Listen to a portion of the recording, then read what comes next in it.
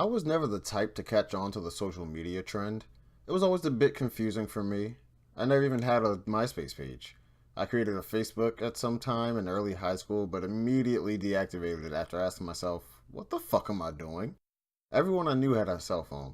If I ever needed to reach them, I would call or text them. I did not understand what was so imperative about having or using social media. People say, it's a great way to keep up on other people's lives. Yeah, I guess so. Although, I can hear the same thing from this person via phone call or something. If it was important enough to share, I'm sure I would hear it at some point. There's a large part of me that finds social media to be an annoying necessity. Not the type of necessity where if you don't have it, you'll die. More the type where you can almost never hope to get your name out there without using them. It dawns on me how people even got famous without it. Another reason it was confusing for me was the mass hypocrisy throughout middle school and high school. It's like if you didn't have a form of social media, then you were uncool and out of the loop. That whole, that's so last year bullshit that people spout. But at the same time, it was cool to be the person who didn't go with the trend, to be the outlier. How often have people looked at those who don't play by the rules as the most daring and looked up to in the educational community? Not for, logical prowess, but, for popularity's sake. How do you simultaneously hold both these ideas of conformity and nonconformity? I suppose the simpler answer is kids in school are just stupid and have a hive mentality that is completely inconsistent with itself. Am I cool or uncool for saying that? I honestly have no idea. I never understood when people working in fast food get mad at the customer when they themselves are to blame for the mistake. Good afternoon. Welcome to McBurger Prince. Would you like to try a combo today? Hello. No, I would like 2 double cheeseburgers and 3 small fries, please. All right. Will there be anything else? No thanks. That's it. Would you like to try a dessert item even though you just said you didn't want anything else? This is when you purposefully stall for a second or two so the person can realize that was a stupid question. You know what? All this food was for me anyway, but I guess I can go for a higher chance of diabetes. Yeah, you will never hear that.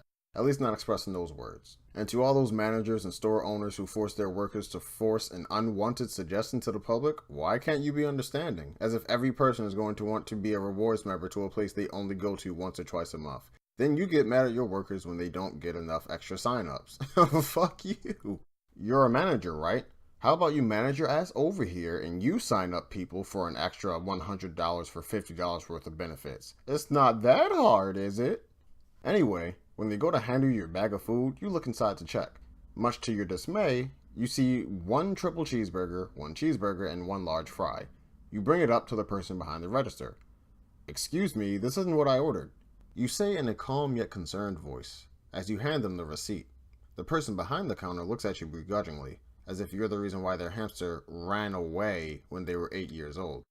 They walk over and look into the bag. Depending on the person, you can get a varying degree of stupidity and or incompetence. Oh, what did you order?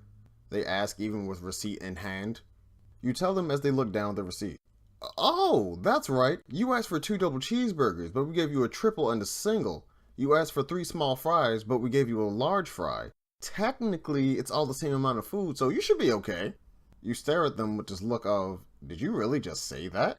Then you quickly ask, hey, how much are you paid by the hour? Okay, multiply that by 3, and I want the amount of time spent here to be compensated along with my refund for the food, because no.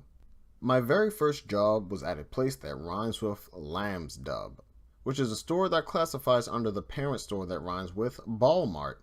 I'm not sure it's illegal to say them by name, but use your imagination.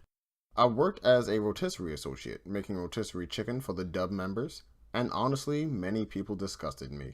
I'll brush over a few examples of chicken addiction. Time after time, people would wait in line for these chickens. Some people would wait in line for over an hour just to get a chicken. Like, fuck no. I value my time far more than to wait so long for a chicken. Some people literally take like 10 or more chickens, and I just look at them like, you couldn't call the store beforehand to make sure we had it. When I see that, I'm thinking, well, as long as I get my chicken, I don't care if they run out. Yes, that's because you're selfish. Come off it. This one time, there was a firefighter and some random guy who got into it over a chicken. The firefighter literally said, if there's a fire at your house, I won't be saving you. Like, really? You're gonna refuse to save someone's life over a $5 chicken? What is wrong with you? This other time, there was a woman who cut the line with her kids and grabbed 2 chickens. She saw the other people waiting in line. She didn't care. Neither did she defend herself at all because she said nothing.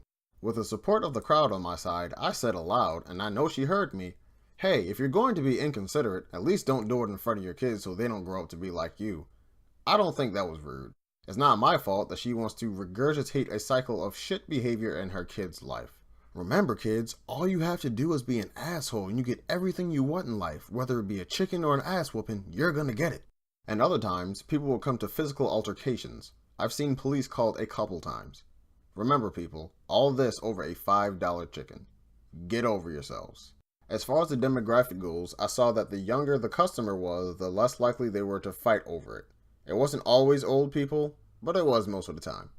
Well, that's going to do it for this walk. If you enjoyed it, don't forget to like, share, and subscribe. See you next time.